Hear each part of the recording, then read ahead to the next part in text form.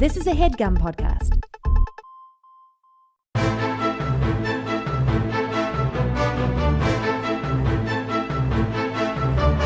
Hello and welcome to The Complete Guide to Everything, a podcast about everything. I am one of your hosts, Tom. And I'm Tim. How are you doing this week, Tim? Tom, I'm well rested. Do you notice that I'm well rested? Oh, you know what? Now you mention it, I do notice you're well rested. After last week, you came over on 1.5 hours of sleep. Oh, yeah. I was so tired last week. This week, you know what?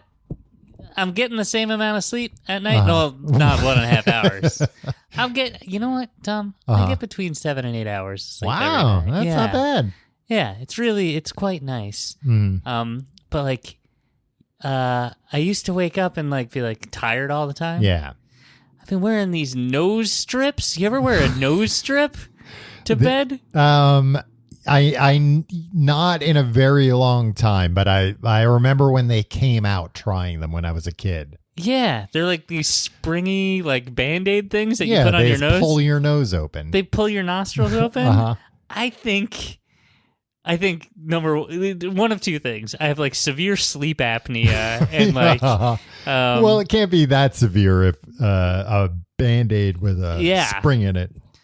Yeah. I think. Well, okay. Yeah. Or yeah, I just but you could have mild. mild sleep apnea. Yeah, and get all this. There's a guy online, Tom, that wears a one of these nose strips all day long. There's a guy online that wears one all day long. Yeah. And does what? And talks about it? Yeah. He's like like a brand ambassador? No, he's not. He's just a guy with a very like skinny nose? He's like one of these motivational guys who's like you know these guys that are like they're like UFC affiliated. Okay. And they're I don't think I do. They're like, podcast guys. Like a Joe Rogan type. Yeah, but like, the lesser Joe Rogans that are out there. But like, it's like, it's about how to like, it's grind set shit. And like, that's what got you into it? No, it's just like, well, when I take this nose strip off in the morning, I'm like not breathing as well. Maybe I should keep it on all day. And this guy's like, and it makes you interesting. It's also like somewhat of a pickup artist type of like that's peacocking thing. Yeah. Yeah. The women will come up to you and ask, hey, why are you wearing that? Yeah. And then you can say, it's my nose is fucked up. And then you can say something like, why aren't you not wearing anything? Oh. And that gets her thinking about nudity. Yeah. Subconsciously. How did you find this guy? Did you just search like, can you wear this all the time? No, this guy was the reason I started wearing it at night.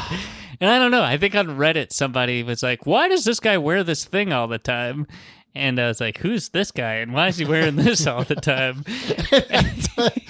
Tim, we got to take away... I'm not wearing it all the time. We got to take away your internet. No, his whole thing was... You see a link that says, who is this guy and why is he wearing this thing all the time? And you go, I'll look into this. And then you start wearing it all the time? Not all the time. I'm but wearing you want to. I'm following the directions on the box. Yeah, I can't be a clown, though, with this strip. I mean... As soon as I get as strong as this guy, I'll start wearing it all the time. He's also strong. It really helps his workouts and his ice strong? Plunges. No, the nose thing. The nose thing. Okay. Yeah, and being strong helps workouts too, I guess. That goes without saying. Does he look like he has like a skinny nose? I don't remember what he looks like. Oh, okay. Well, and also you've probably only ever seen him wearing the nose strip. That's true. So yeah. Huh. I know. And I had these nose strips because like I must have come across this guy like 3 years ago and impulse bought them. And like used it once. That happens to me sometimes. I'll see a video or something. I'll be like, oh, I need to order this vitamin or this supplement. And then like 3 days later, it comes to my house. I'm like, why is this here? And it's like, oh, right. This was going to change everything for me. And do you also always properly identify it as like, this is a scam, this is bullshit, but it might work for me? Do you ever do that?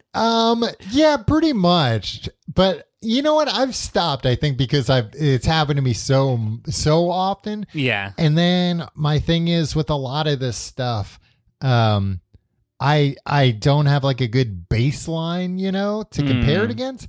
So then I just think like, all right, this, bottle of like a month's supply of pills was $20 or whatever. Am I convinced that I should continue spending $20 a month and remember to take this? Here's the thing, Tom. Embrace the placebo effect. But that only works for me for like a week. Okay, then no. Because like these Breathe Right strips, I said the brand name. I didn't want to. Oh, no. They'll be after me.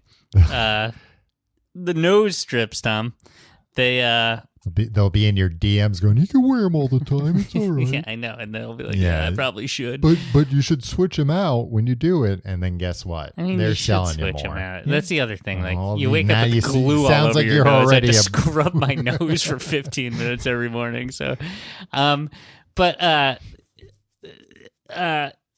to me, I've been wearing like 4 or 5 days, and I feel like less tired. It's probably bullshit. It's probably placebo. If it stops working, I mean, I'll forget. I'm having a couple beers with you tonight. I'm sure I'll forget and then just never remember again.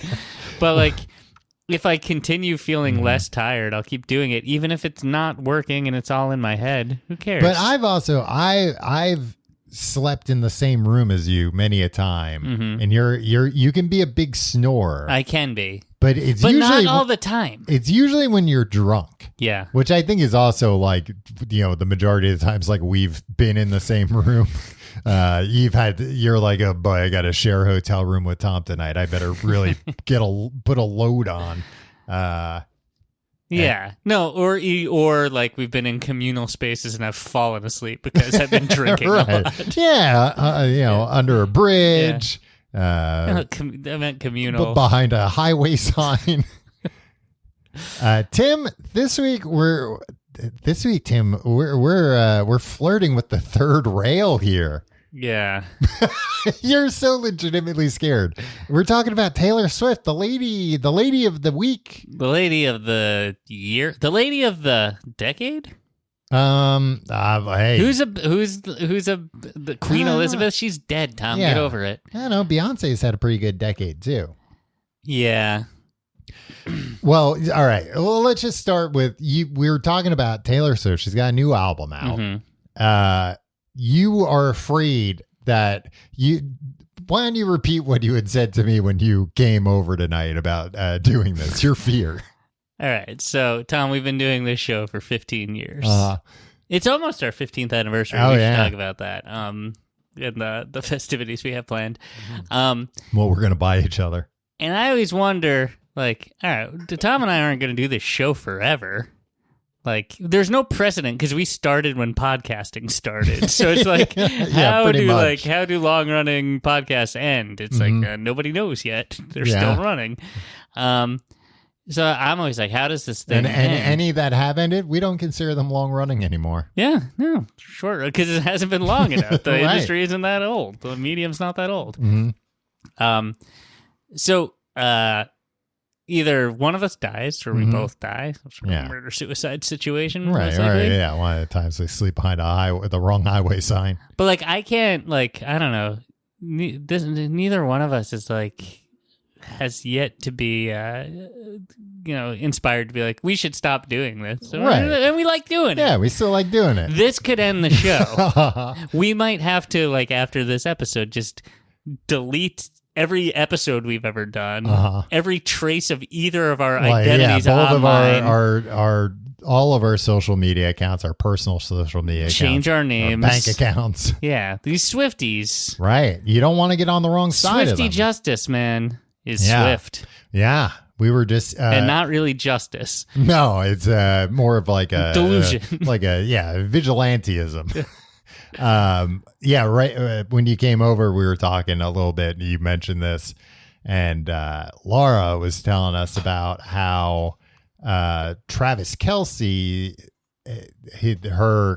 Taylor's current boyfriend. I always try to provide context when we talk about topics because it's like, oh, not everybody has a But Taylor Swift this is why she's the woman of the decade. I don't feel like we need to explain who Travis Kelce is in a Taylor Swift episode. Well, right? I explained who he is. He's her boyfriend. And I guess his ex-girlfriend was getting harassed to the point where she had to like put out a statement basically saying like, please stop.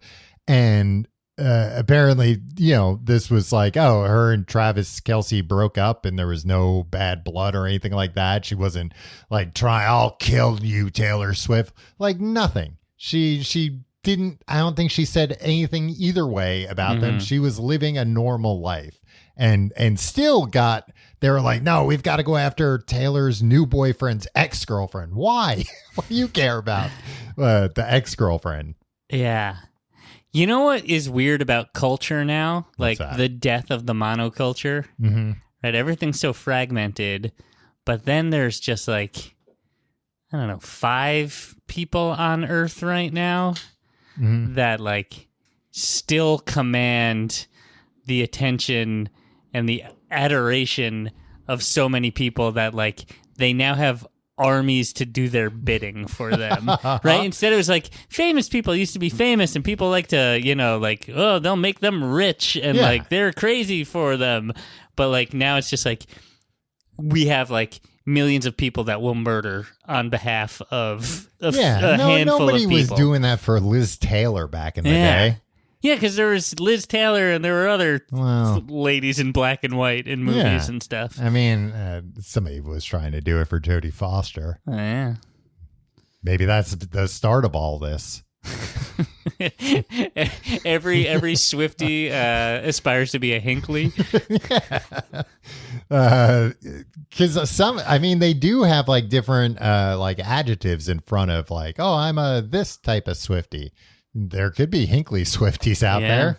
But what was I going to say? I bet John Hinckley would have like a reasonable... John Hinckley Jr., please don't besmirch a dead man.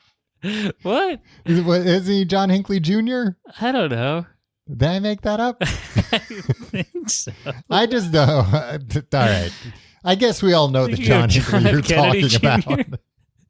No, I thought he was Hinckley Jr. Based on interviews that I've read with John Hinckley, I bet he'd have very measured things to say about Taylor Swift, if not complimentary things. Well, he's a singer-songwriter himself now. Yeah. John Warnick Hinckley Jr. Okay, but nobody calls him John Hinckley Jr. I do, Tim. John Hinckley Sr., he had nothing to do with this. Don't drag him into it. But yeah, the idea that people like Taylor Swift now command armies, it does sound like something that would be considered cyberpunk, like something out of a William Gibson novel in the 80s of like, oh, the celebrities get so famous they command their own armies using computers and tell them who to turn against using the World Wide Web. And I don't think, look, Taylor Swift has a lot of fans. Do you consider yourself one of them? We'll get into that, Tim. Okay. So is that if we were on Facebook, would you click It's Complicated? I might click It's Complicated if we were on Facebook. I don't think none of this is to say that number one, that I think all Swifties are quick to anger. Yeah, no, I mean vigilanteism. We're talking about the Hinckley Swifties. Yeah, I think there's a lot of Swifties and a lot of fans who are just like, I really like Taylor Swift. And that's cool. Oh, yeah. I mean, she became a billionaire by being very popular with a lot of people. Yeah. And I also don't think she necessarily controls them and makes them do her bidding. No. They unfortunately kind of, come up with ideas on their own. But I do think her whole thing about like embedding clues into everything she does and like on the one hand it's like a fun scavenger hunt to be like, oh yeah, what's the name of it, but like it also like turns a lot of her listeners into like Jake Gyllenhaal from Zodiac, where they're like, that's one of her exes, how dare you? Oh wow, yeah, bring him maybe that's up. where she got the idea. maybe he was like, I'm working on this movie called Zodiac.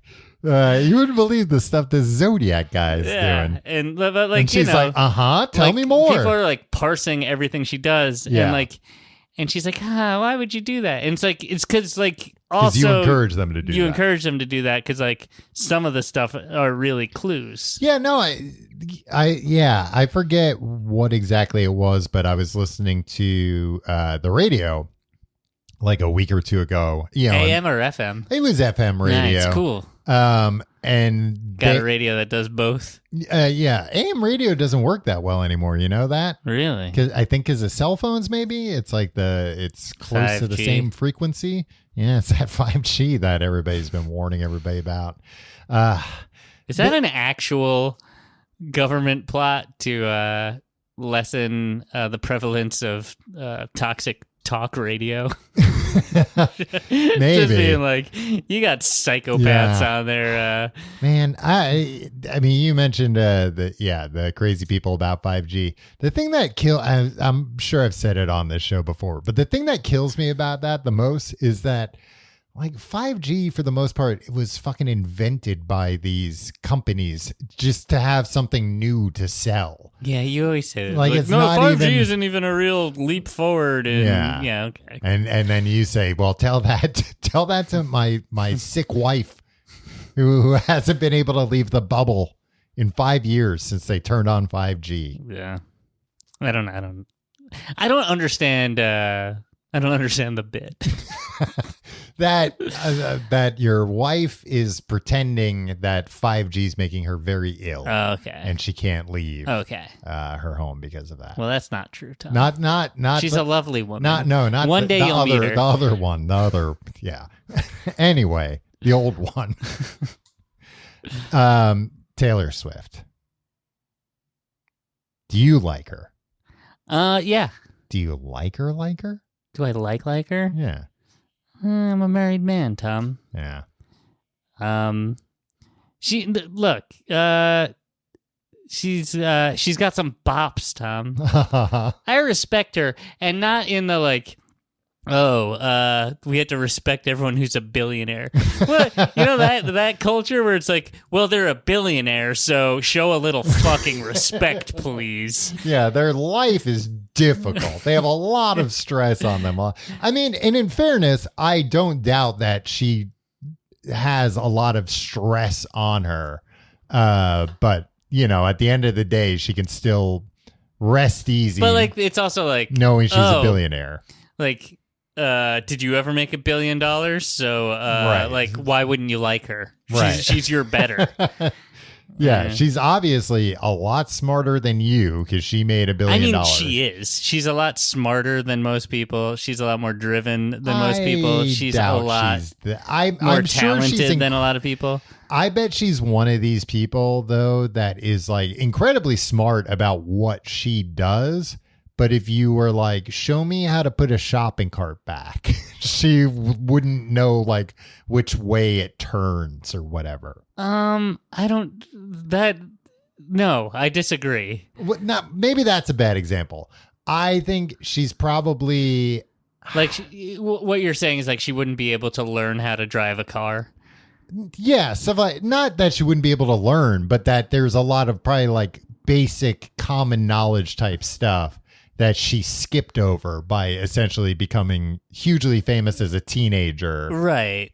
But that doesn't make her not smart.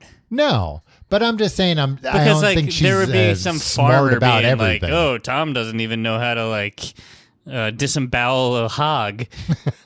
Tim, I know how to disembowel a hog. Then you're gonna say something about like planting beans, not or something like that. You know, like you've never tilled a field or whatever, and it's like, yeah, it's like, well, then you're not a common man. Yeah, it's like, nah, I write emails for a living. So Tom, I'm gonna have to disagree with you, and I'm gonna say yes. Taylor Swift is smart, and I wish you wouldn't say that she was dumb. Smart. I'm saying I bet she's got weird blind spots in like different knowledge. blind spots, but like I don't know. She's smart. She's talented. She can write songs, but can she read? I think she can probably read. She writes a lot. I don't know. Maybe that's what happened when Kanye West interrupted her speech. It was like, oh, thank God. Oh, thank God. They handed me this thing to read. And I completely forgot. I don't know how to read. I wouldn't know who to thank. Yeah, and she Kanye, get up here. Get up here. I guess she really like won that feud, huh? I guess. I don't know. We'll see. Yeah. You think Kanye is going to make a comeback? Yes, I do, actually. Not that I'm like happy about it, but I think like it will his potential comeback could like coincide with the rise of fascism in America. Yeah, and like that's true. I don't know. There's a lot of dark ways. Yeah, I guess if he does happen. make a comeback, we probably got like other stuff to worry about. Yeah. That was being dramatic. That's not what I meant. What? I was being dramatic. I think Kanye is probably not going to make. He's probably never going to be as big as he was before. Yeah, but I don't think. I think the laundering of his image would be a bad thing for culture, and would imply that like other things, would be able to be laundered. We should let slide because maybe they'll make a good album again. We should just give them the benefit of the doubt. So I was looking up like some of because I find like and all the stands are going to be after us, Tom. The stands of who? Kanye? Everybody. Oh, of everybody, yeah. We'll send our fan army out against them. Complete Guide Army, rise up. Yeah. Be like, it'll be like that movie 300, bro. Like, they'll be outmatched, but they're all oiled up and they're greased up and they got their spears out and everything's in fucking slow motion. No, everybody in the Complete Guide Army would like immediately defect. Yeah, we'd be like, oh no, this woman's better than them. I know Tom doesn't think she's very smart, but I didn't say that. I said I don't think she's probably smart about everything because most people aren't. Yeah, nobody's smart about everything. I'm just trying to say because I think there's this I idea. said she's incredibly smart, and you were like, well, not so fast. Well, I said just not about everything. Okay, but you don't have to caveat like. You say that person's smart. But they're not a genius in every single aspect. I should have been clear. What I was responding to was you talking about like this idea that if somebody is a billionaire, they're a genius. Oh, no. I don't think that's the case. But I think they're not also mutually exclusive. Wait, huh? Like I think you can be a billionaire and be a genius. Oh, yeah. But I'm just saying that I think, there's an idea out there that like if somebody's a billionaire, they can just go into any field and they'll immediately. I know, but I'm just telling you what I thought you were talking about, and that's why I said what I said. About that. You just don't think a woman could be smart. Tim, that's wow. The fact that you would even think of saying something like that that I could fathom such a possibility that anybody could think that says more about me than about you. That never even occurred to me, that idea. Tim, what you were talking about before was a select group of superfans who called themselves Swiftie sleuths, and they devote enormous time to decoding hidden details in her songs, videos, outfits, and posts to uncover secret messages. And I mean, But like, she puts a lot of secret messages in there. She does deliberately. Like, yeah. But the thing is, like, I mean, do you remember? I feel like maybe 20 years ago was the height of like augmented reality games being a big thing. Okay. You know what I'm talking about? No. ARGs. The like, marketing campaigns for things would have like real world stuff going on. Okay. Like, oh, this thing appeared. And if you go to the coordinates on Google Maps that are in this video, you'll find this. And that leads, and that has a phone number and you call it and you get a voicemail, like all that kind of stuff. Uh-huh. So like, I get it. Like that's fun and to do that kind of stuff. But if I were her, I mean, she's braver than me because I would, after the first stalker like showed up at my house, I think I'd go like, yeah, you know what? Maybe it's not a good idea to encourage some people to be like, and maybe if you decode one of the songs, it's a message to you telling you to come to my house. Right. Yeah. I mean, that's also a very unfortunate reality of all of this, right? Yeah. Oh, well, absolutely. But I'm just saying that's why I'm kind of impressed that I would think by the time she got this famous, she'd be like, all right, I'm not going to do that stuff anymore because people are getting too crazy.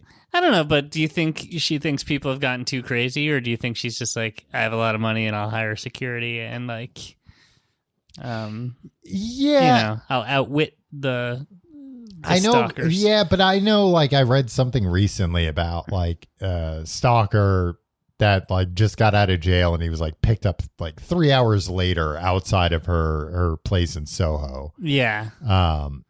Yeah, but what I'm saying is like there's still miles between him and her. Oh yeah. Like, and I guess that shit's gonna happen regardless. Yeah.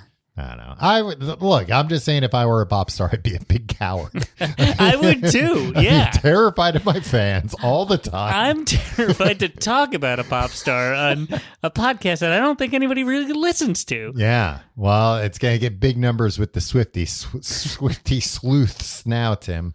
Man, that's kind of a tongue twister. You know, our entire audience for this podcast is probably equivalent in numbers to like one section of one show of her Eras tour and just the dads that got dragged along. If you counted up all the dads in like the 250 level of SoFi Stadium, all the dads, that's more our people audience than listen to our show. We have a good male-female ratio, though. Yeah, I'm talking numbers. Okay, but you don't want to include just the dads, just to get the numbers down more. That's why you were doing that. Some of her fans think that her jet flies in irregular flight patterns between shows in order to trace out messages, lyrics, or images viewable on flight tracking sites. Now, that's not true, is it? I mean, that's the thing. It's like, I don't think that's actually true, but it'd be kind of cool if she did. She's already killing the planet with her jets. Might as well. Yeah, how much could that possibly add to it? Right? Yeah, how much worse like the could it be? Takeoff is the worst part, right? Yeah. Once you're up there, you're pretty much gliding, fine. right? You can write messages in the sky all day. I feel like that probably doesn't happen. If anything, because like she's probably just like, man, I want to go to bed. Yeah, I want to go sleep and I'm sure you remember. I'm sure everybody listening remembers when the Super Bowl happened, and it was like wall-to-wall news coverage of how is Taylor Swift going to make it from Tokyo, Japan to her boyfriend's Super Bowl game. And it was like, easily. She has 2 private jets.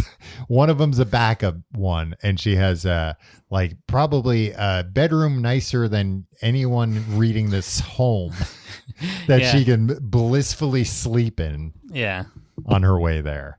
She'll make it. She'll be fine. And do you think she has all that and she's dumb?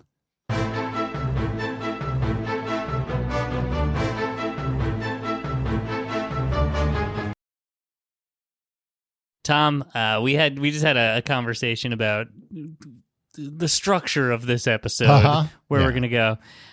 You wanted to immediately talk about all of her ex-boyfriends. Yeah.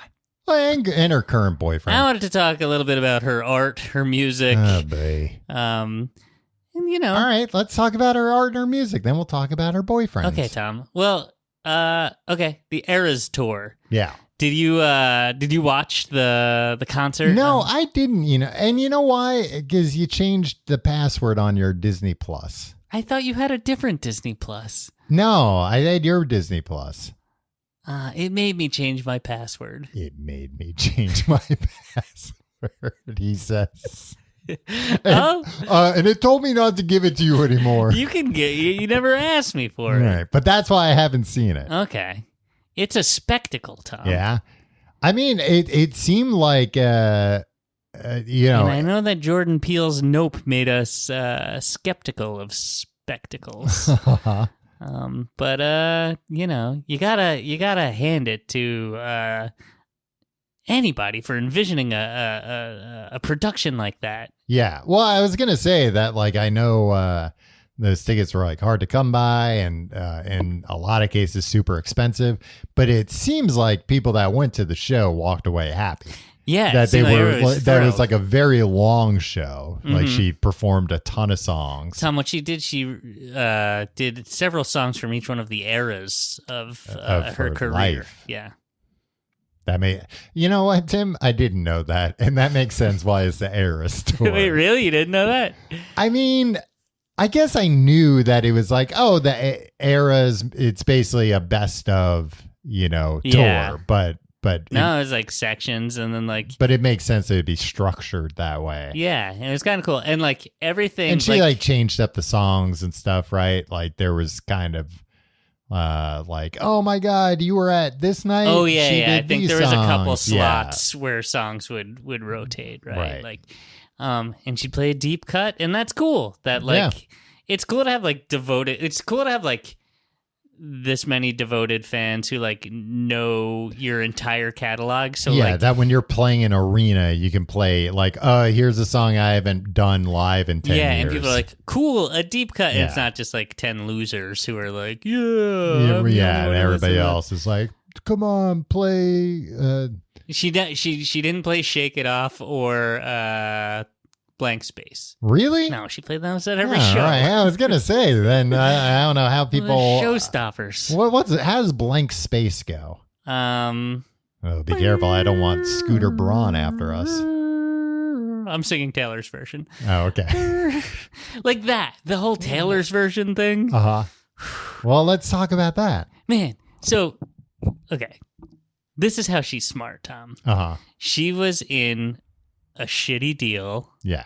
With her publisher. Right? Yeah. With her label. Okay. Because they owned the Masters. Yeah. And she was in a shitty deal not the golf tournament. Well, maybe the golf tournament. Nobody really knows. Yeah. It is confusing. She was a shitty deal, and not because what you're thinking, she doesn't know how to negotiate a deal. It's the shitty deal that like every new musician gets locked into, where like the label owns the recordings. Yeah, if you blow up, we win, and if you don't, we still win. Yeah, we're gonna cut you loose, and you owe us a lot of money. But and then her label, like. It's unclear, right? Mm-hmm. Like she did not buy her masters from her label. Well, according to her, she was not offered the opportunity to buy them. Right. Which I don't seems silly because she's got a ton of money. Yeah, and I think that is disputed by like the record label side, that they're like, we did offer, she like scoffed at the price, or her people scoffed at the price or whatever. Yeah.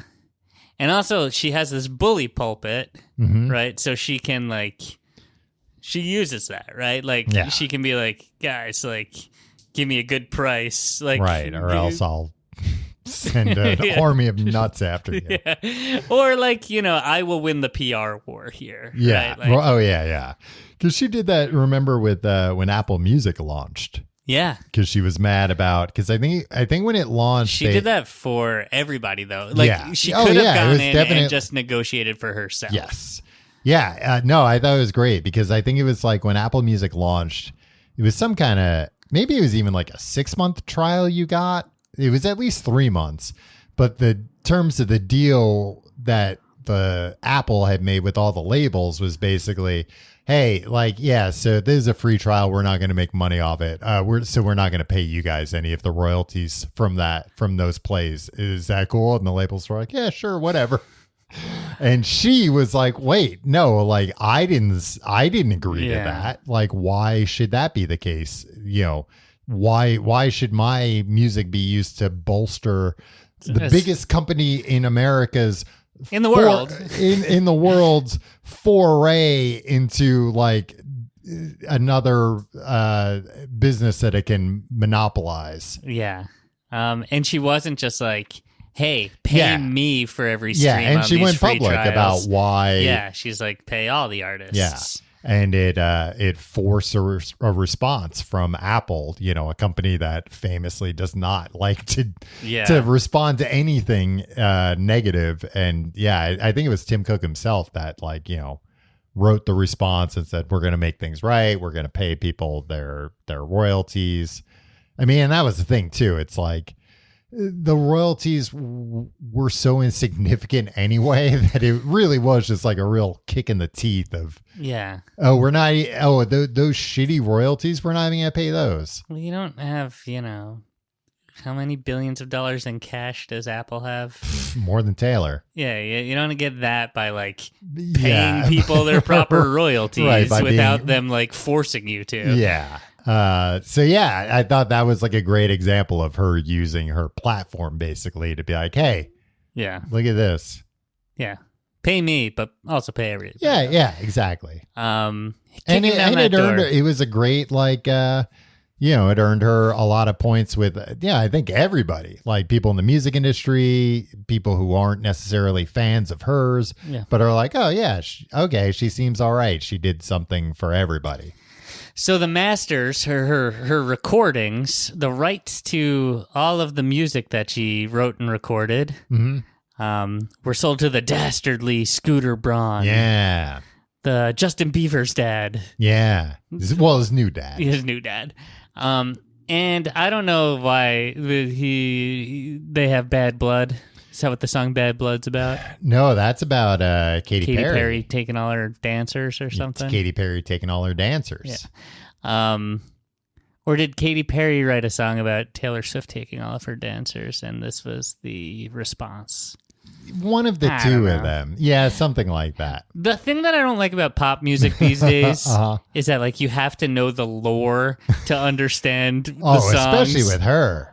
Yeah, with her, and also with rappers and hip hop. That's I don't know who's mad at who and why. Yeah. And it's a lot of rap is that's a diss at this guy who has an illegitimate child with a woman that rhyme is a play on her name. It's what? Okay, cool. I mean, that's a Swiftie sleuth type of game. Yeah, and I guess that's what music is now. Yeah, music's just an augmented reality game now. About who's mad at who. Right. So I think I don't know. I mean, I'm sure there was already bad blood between her and Scooter Braun based just on how powerful they both are, that I'm sure they had butted heads for certain things. Taylor wants to use this. Oh no, Scooter's holding that space for this and vice versa. Who knows? Yeah, it seemed it seemed pretty personal, right? Yeah. I think I assumed from her end, it was once he bought it, that was she considered that very personal as you motherfucker. I didn't want anyone to buy these. I wanted to buy them and you bought them. Right. And I think there might have been something where he said he wasn't going to or something like that. I mean, so, you think oh, that sucks. Yeah. And take the L, go release some new albums, Taylor. And she's like, I'll release some new albums, but you know what else I'll do? I'll release the old albums. And it's oh, everybody, Foreigner did this when they realized that they didn't have rights to their master recordings. Well, 20 years later, we'll just re-record the songs and everybody will prefer those versions. Right. The ones that they didn't grow up listening to. Yeah, right? and that were recorded on the band's dime. So they were well, we don't need the same level studio that we record the original. The technology's progressed. We can do this in my bedroom. Yeah, so famously, a lot of bands do that. And because deals with labels, the label funds it and they're just okay, we own this now, right? So and every time that gets played on the radio or on TV or whatever, the labels and whoever owns the master rights is getting that money. So in a brilliant move, she re-records them And I think like, especially like the older ones, she's really going for like verisimilitude, right? Like she's trying to like really nail it and make it like, make it indistinguishable from the originals. But then you're thinking, all right, these are going into these freaking streaming services. You know, she's like, nope, I'm going to brand this and I'm going to make it, we're all against this guy. And it's like, support me and fuck this guy by going, get the Taylor's version seal of approval on this. Plus, I'll add in some kickers in here. I'll put easy some way. new tracks from that time. Which is so cool. Like, so, you know, in, you know, the early 2000s, was it Rhino or Ryko Disc or somebody like with all the early Elvis Costello albums, like re-released the Elvis Costello albums, but like all these demos and B-sides and stuff. And like Taylor Swift got to like speed run that like boomer, like, you know, like get people to pay for the albums twice because like, and make it seem like it was like a just cause to be doing it. Yeah. And so like, there's 10 different deluxe vinyl versions of everything. And there are going to be store exclusives. So like she didn't even have to do the Beatles thing where like, oh yeah, we, you know, it's 20 years before there's a new format for us to put Sgt. Pepper's out on CD and get people to buy it again.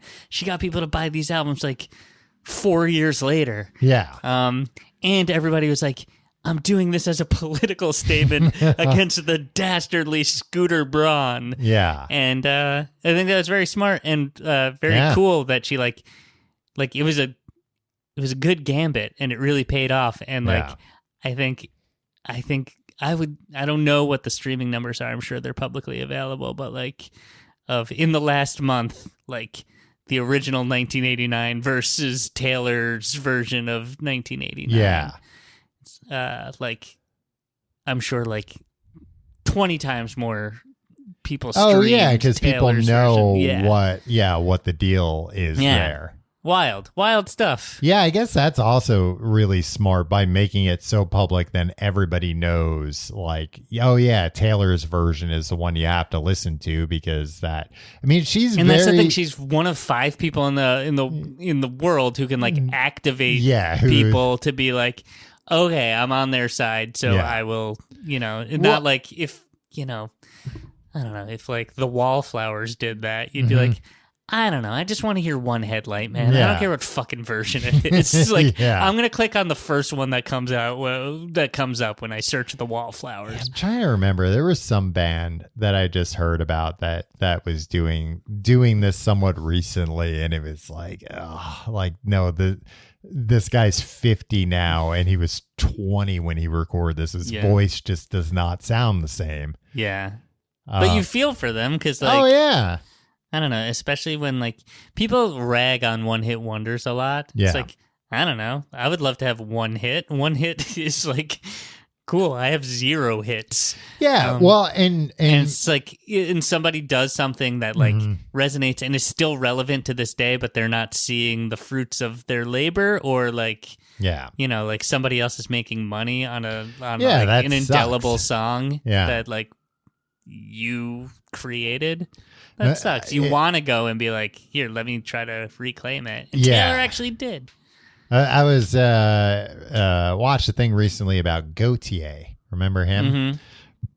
I used to know him.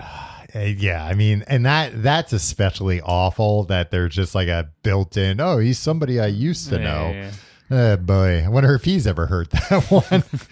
But it was about how, like, you know, him as a one-hit wonder that was not trying to be a one-hit wonder, how that song like genuinely just organically blew up.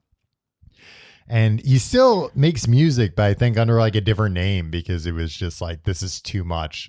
Really? I never wanted any of this. I'm just a punchline now. Forget it. I'm just going to go keep making my music with a different name. Yeah, I would, especially like there are so many one-hit wonders that have good albums, and it's just I don't know, a fluke that they had one song in particular that blew up and then they got labeled as a one-hit wonder because of that, when it's like, no, this band has like has a following, has good albums. Yeah. To even get an album released and tour, there were gatekeepers. Like there was some level of and a lot of those bands too, something got screwed up with their second single, or like the label got too greedy and was like, no, we're just going to keep pushing this, one big single, because they don't care about the band's long-term career. Anyway, Taylor Swift. Tom, hold on. Before we run out of time on this. Yeah. Are you a Taylor Swift fan? I think so. But I find her like her level of like media savvy, I think like that that's like the issue that not even an issue, but like a thing that I dislike about her. Everything seems too calculated. Yes. Right. I get that. However, and I don't blame from her all of for that. It. Yeah, no. And I don't think she'd be like, oh, yeah, no, I feel bad about it, Tom. Sorry. Well, damn, a single word from this woman and somebody will climb in my window at night. And not even a word, like the raised eyebrow at the wrong time. At an awards ceremony or something. No, like it did come like when she won a Grammy. And announced her new album. Yeah. But the way, like, it wasn't even that, because like that's fine. Like, whatever. But like, she went up there. She didn't thank anybody. Yeah. And she just, she thanked the fans, right? Yeah. Or whatever. And like, she's like, I know like the Academy voted on this, like, but like they voted because the fans. My manager's not going to break into my apartment and slit my throat if I don't thank him. So, and she like just addressed the camera as if everybody watching was just waiting for a Taylor Swift fan. Not like, oh, look at her, but like she's just like, no, I'm talking directly to my fans on national television. And she's just like, she made like a reference to her favorite number, 13. Yeah. But then it's just like, there's something I didn't tell you. I've been, and like she had this, but like just the fact that like when you're addressing, there's something I didn't tell you. 2 rabbits go into the forest. One goes in the hole. One stays out. I don't understand. You're just giving like some riddle for people to follow. I see. But like just the fact that like she's addressing the entire CBS audience. Yeah. And like anybody else who wins a Grammy is just like, look, I'm talking to people who know me, people who don't care about my music, who like other genres. And she's like, nope, I'm acting as if everybody is right on my wavelength and here for me and like will understand this. Gets and, like, all the references. Yeah. And it's just like, oh, cool. And probably like 90% of the viewers like did pick up all those references and were watching for her. So like, good for her. But like, I can see that level of calculation is there. But my question to like you, when they cut to the audience, even people who like are her friends, you could see their faces were kind of like, ugh. Like that was like tacky. But it worked. But she didn't need to do it. It's not like, oh, if she hadn't done that, the word wouldn't have gotten out. I know, but that's what she's smart. Not at everything. Taylor's famously bad at shopping carts. You heard it here first. Just an example. Tim, I'm going to find something she's not good at. Like a board game that she doesn't know the rules to or something. Yeah. I'll show you. But okay, divorced from all of that. I challenge Taylor Swift to Street Fighter 2, 1-on-1. Her music. Yeah. Are you a fan of any of her music? That's my question. I like because that's the trap that like everybody falls into with pop stars and like it's like no, forget about all that.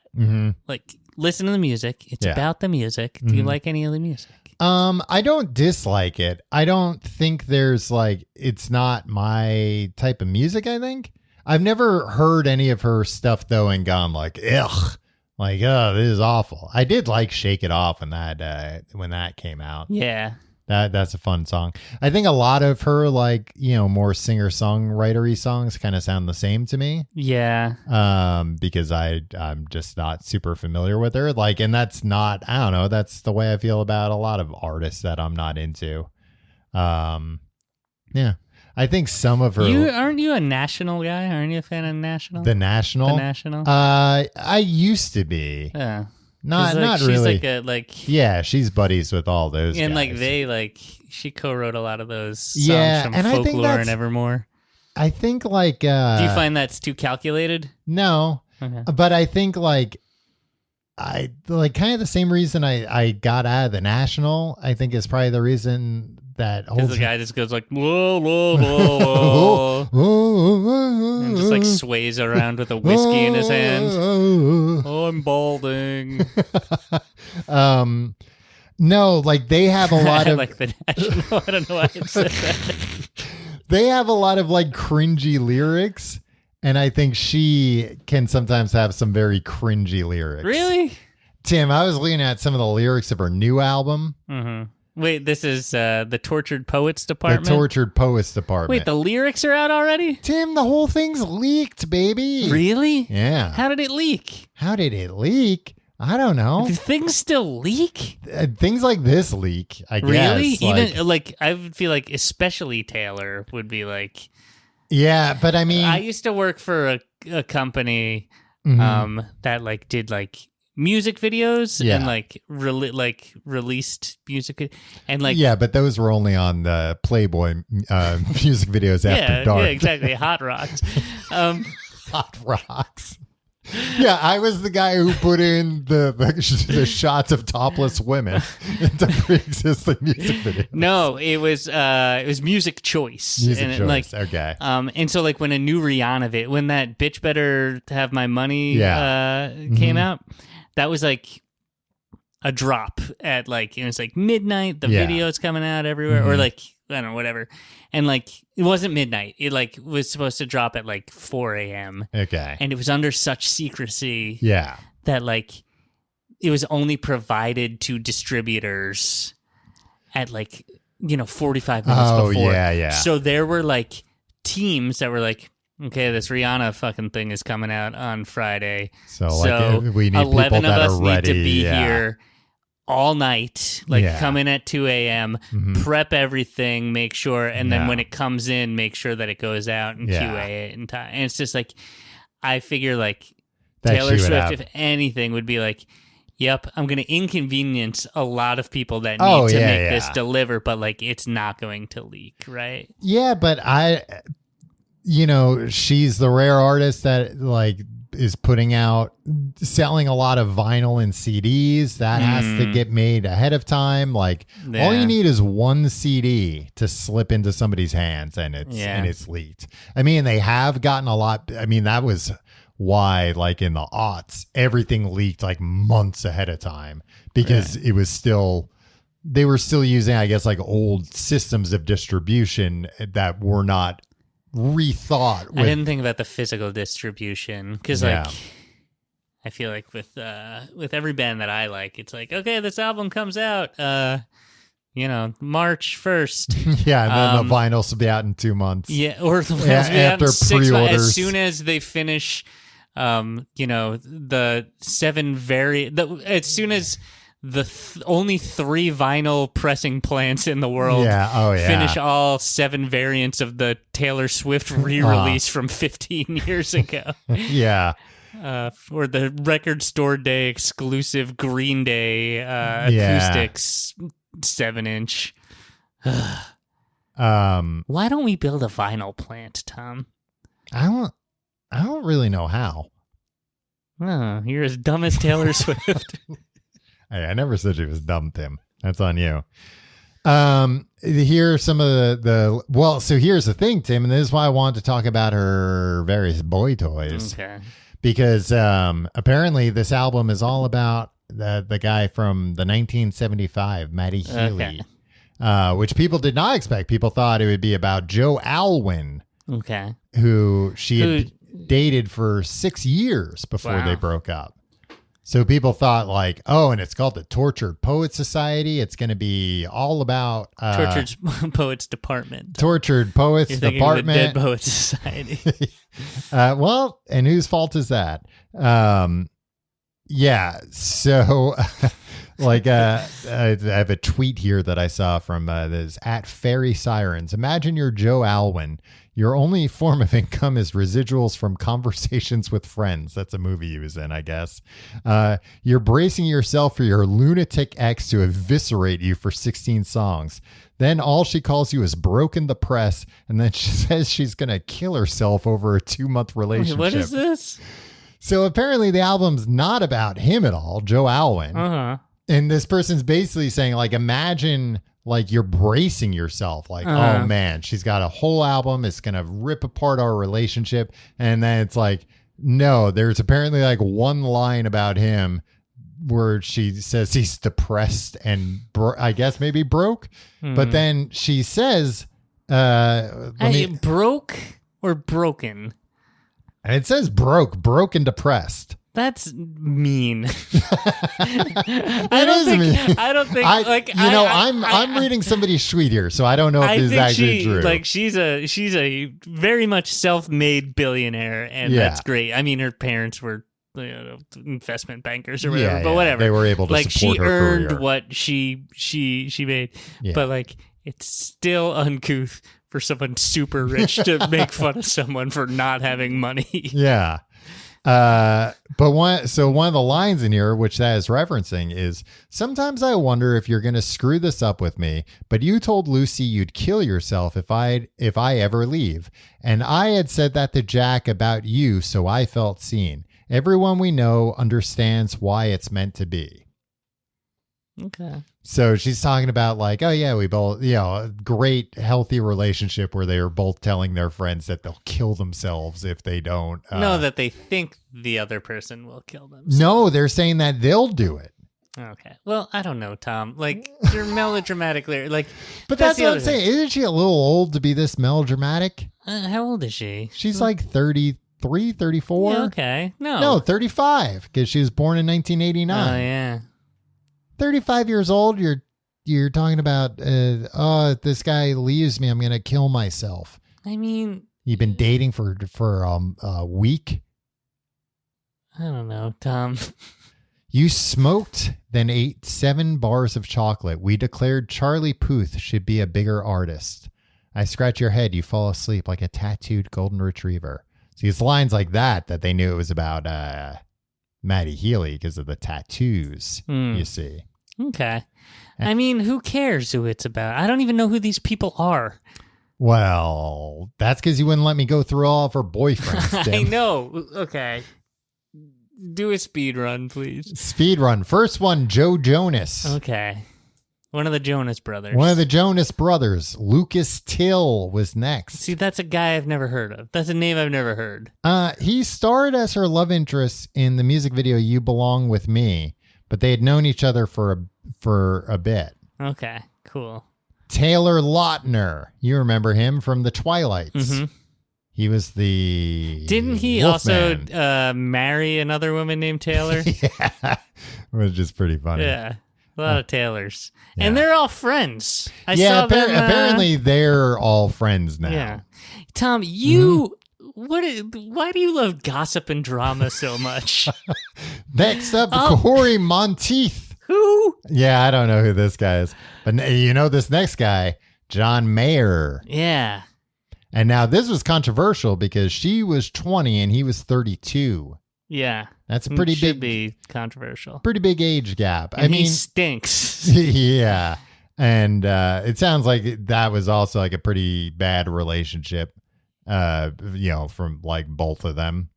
Next up, Jake Gyllenhaal. Okay, who cares? I'll tell you who cares. Tim Swifties, because she wrote a lot of songs about these guys. She wrote "We Are Never Getting Back Together." That's about Jake Gyllenhaal. Huh, I like that song. Yeah, see, that's what I'm saying. No word on it. She wrote any songs about Maggie Gyllenhaal. You were nice the times we met. Maggie Gyllenhaal seems like kind of nice, but also like kind of like she'll have like a couple glasses of wine and like and let you know what she really thinks of you. Or be like, okay, like you got like you're a bit of a pseudo intellectual. Oh, you know what like I mean? that. Yeah. Not even like that. Like just be like I would put myself in this camp. Like really get really outraged about like a New Yorker article that she's read and like tries to explain it, but like can't really remember a lot of the details. But really yeah, you've I've had that conversation with you. Yeah, I feel like me and Maggie Jills are like on the same page. You get along. Yeah, exactly. Next one, Tim, big one, Connor Kennedy. Who's that? That's RFK Jr.'s boy. Oh, really? Yeah. That family is fantastic. In 2012, they dated for a few months. She also wrote a song. John Hinckley Jr.'s boy. She also wrote a song released that same year about Robert Kennedy and his wife Ethel called Starlight. While they dated, Swift bought a home near the Kennedy compound in Massachusetts and befriended Ethel. That's cool. Yeah. So it sounds like for a minute there, she was like, I'm going to be a Kennedy. Right. And then so many people's dream is to become a Kennedy. Yeah. And then, maybe there's another example of her being smart. She got a closer look at the goings on and was like, you know what? I think I'm going to be a Swift. I'm going to continue to be Taylor Swift. Next up, Harry Styles. The boy of the hour. Then after that, Calvin Harris. He's like an EDM guy. Yeah, he's an EDM guy. There was some controversy with that. I forget what it was. There's something Is like. Is there anybody else that you would read their list of former people they formerly dated? Yeah, I'd read any celebrity. I find it fascinating. No, like read it out in a public forum because you find it to be relevant. I could have done it last week with O.J. Simpson, but I wasn't prepared, or else I would have. Well, why didn't you prepare it? He dated Barbara something, remember? Keep going. We're running out of time. Tom Hiddleston, Loki. And remember, he famously wore a T-shirt that said "I Heart TS." Oh, did he? And that created like a lot of attention. Great. Then Joe Alwyn, and then Maddie Healy, and then Travis Kelce. Great. Do you have anything to say about any of them? Jake Gyllenhaal is cool, right? Yeah. I mean, honestly, like, I think I could see. I'm picking the one guy I've heard of on the list. I mean, they like looking through, she's definitely got a type. Like, it's a lot of like skinny white guys, skinny, like, a lot of British. She's real into the Brits. Okay. Just saying, she's got great a type. Analysis. I'm glad we spent time. Well, I'm glad she got out of her comfort zone, and now she's with the big football star. Yeah, and she's like, oh, you know what? Maybe instead of are you glad, or are you just do you care about her love life? Nah, not really. I mean, I find it fascinating that it's like thrust in our faces. It's not. I mean, I find it fascinating. It is, Tim. They put it on TV. Your media consumption. Yeah, they're thrusting in my face every time I go to TMZ. Like, look at this. Look what's happening to Taylor. I'm like, oh, I better. I don't know how I know anything. I don't know anything anymore. I don't get any news. Well, I'm trying to give you the news. I'm trying to tell you who Taylor Swift's been dating for the last 15 years, and I bet you couldn't even recite it back to me right now if you tried. John Mayer, bad guy in general, right? So it seems like maybe he's just like late, not like bad, like it just seems like like a little skeezy, right? Yeah. Hey, buddy, plays a mean guitar. Yeah. All right. I don't really care for his guitar, but I think he's talented, though. He's good. Sure. He loves the blues. He does love the blues. Sometimes he has the blues. Sometimes, yeah. Probably after he broke up with Taylor Swift, he had the blues. Maybe that's what got him to picking up a blues guitar for the first time. If you like the show, you can find out more at tcgte.com. If you have any complaints, you can send them Tim's way. Tim, you want to give out your home phone number? Just leave me alone. You can follow us on social media. Wait, what were you saying? Our links are on tcgte.com. And you can check out our Patreon, patreon.com/complete guide, where you can find Books to Podcast. This week, we're wrapping up Big Trouble. Yeah, we watched the movie. Which was, I watched the movie and I went in not knowing anything. You went in blind about the cast. I was a wild blown cast. away by this cast. And we'll be talking about it on Books to Podcast this week. Patreon.com/complete guide is where you can find it. Yeah, you mentioned the vinyl. That, there's only a few vinyl factories because they all shut down when people stopped buying vinyl. Mm-hmm. But then they didn't really reopen when people started buying it in the again. last 15 years, when vinyl sales have been the only physical media that any music fans buy. Nobody thought. I mean, I guess I didn't think either. Yeah, Tim, group yourself in with everybody else. Yeah. Well, you ever Third Man Records has videos of how the vinyl how everything works there, how they do it. Once you watch that, you're like, oh, I see why. There's only 3. This looks incredibly complicated. Yeah, but so is building cars. Yeah, you can sell a car for more than a record, though. But you can sell a lot more records than cars. It's true. Look at the Eagles' greatest hits, Tom. That's true. They've sold more than a lot of model cars. Yeah. They've sold more than I think all cars ever on the road. What? I'm surprised that there haven't been overseas vinyl factories that have spun up. I think quicker. There are. But it's hard. It's I don't know, shipping. Yeah, it's expensive to ship. And it's if you're going to go through the trouble of making a vinyl, you're going to want it done at one of these places where it's, and if you're an international artist, you want the same way with with saves on shipping and everything. Hey Tom, I think we should go into the vinyl business. Right, well, I think we should go into the HD DVD business. Well, if we get into the vinyl business, we'll have to delete this episode. Why? We'll be after Taylor Swift's money, Tim. This is how we position ourselves.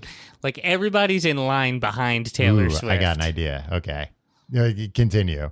Right. And you take those people better way. Hey, let those guys deal with Taylor Swift. We're not as good as those other places. But we'll get your album out 6 months earlier. My idea was we go to Taylor Swift and we say, look, we can print the records for you. And then we just take old records and put new labels on them and trust that a lot of the fans buying 9 versions at Target aren't ever going to play it. Maybe not even open up the wrapper. We'll just handle the special edition ones. That's true.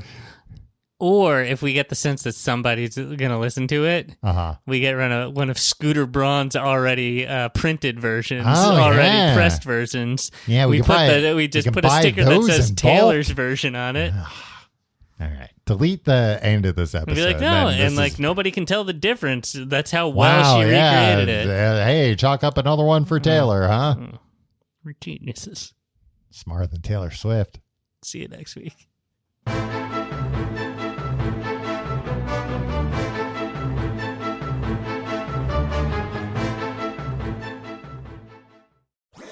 That was a HeadGum podcast.